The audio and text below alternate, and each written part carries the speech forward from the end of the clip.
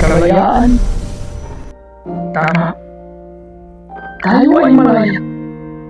Ngunit tayo ay nakukulong sa korupsyon mula sa mga taong sakim sa kapangyarihan, koneksyon at sa salapi ng ating bayan.